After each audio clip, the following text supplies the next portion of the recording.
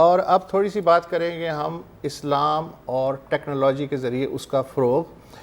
ایک قرآن اور حدیث کا پہلا جامع سرچ انجن جو ہے وہ منظر عام پہ آ گیا ہے، اس کا نام ہے اسلام 360، اسلام 360۔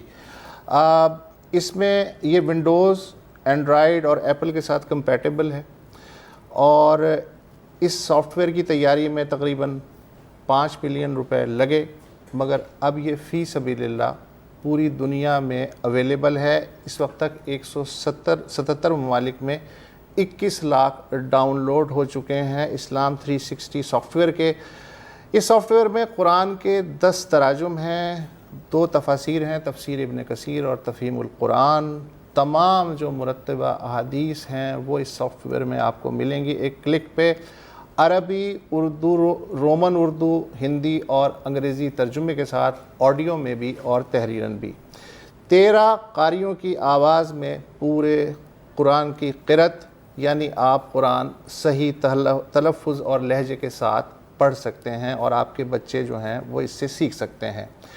اس سافٹ ویئر کی خوبی یہ ہے کہ آپ ایک لفظ ٹائپ کریں یا کوئی سبجیکٹ یا موضوع ٹائپ کریں، اس موضوع یا لفظ کے اعتبار سے تمام جو آیات یا متعلقہ جو احادیث ہیں وہ آپ کے سامنے 1 سیکنڈ میں آ جائیں گی۔ اگر آپ ٹائپ نہیں کر سکتے تو آپ اپنی آواز سے کوئی لفظ جو ہے وہ اسے اس سافٹ ویئر کو بتائیں تو وہ سافٹ ویئر سن کے ریلیونٹ مواد فوراً آپ کے سامنے پیش کر دے گا۔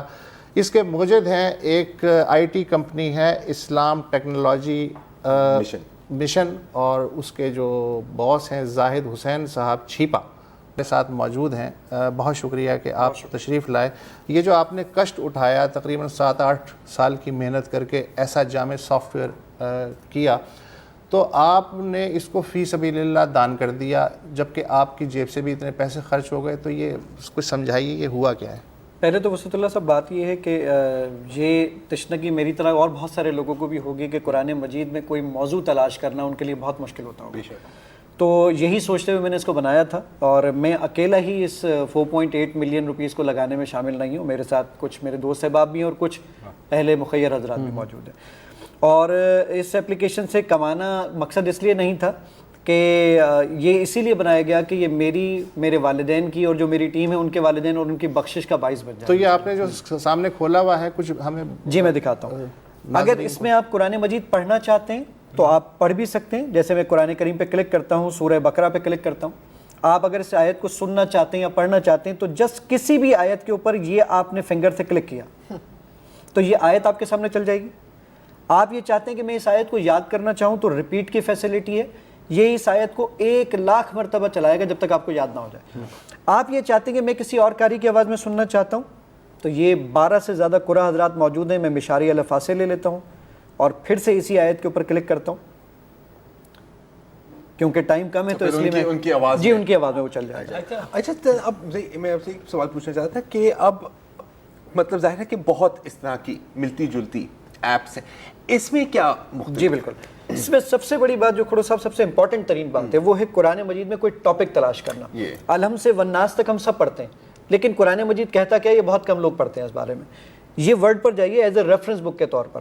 میں اپنے بیٹے کو بولتا ہوں بیٹا جھوٹ بولنا بری بات ہے، اللہ تعالیٰ قرآن میں فرماتا ہے۔ وہ کہتے ہیں کہاں لکھا ہے؟ بیٹا پوچھتا بابا جان کہاں لکھا ہے؟ تو آپ انگلش میں لائے لکھیے، اردو میں جھوٹ لکھیے، رومن اردو میں جھوٹ لکھیے، رومن اردو کی گنجائش ہے آپ کے پاس، ہندی میں جھوٹ لکھیے یا عربک میں کذب لکھیے۔ تو پہلے آپ ہی کی بات کو ہم انٹرٹین کر لیتے ہیں۔ یہ میں نے یہاں پر جھوٹ ٹائپ کر دیا، صحیح ہے، اور جھوٹ ٹائپ کرنے کے بعد میں نے سرچ کیا، یہ سرچ کر کے لے کر آ گیا 52 آیات ہیں جھوٹ کے اوپر۔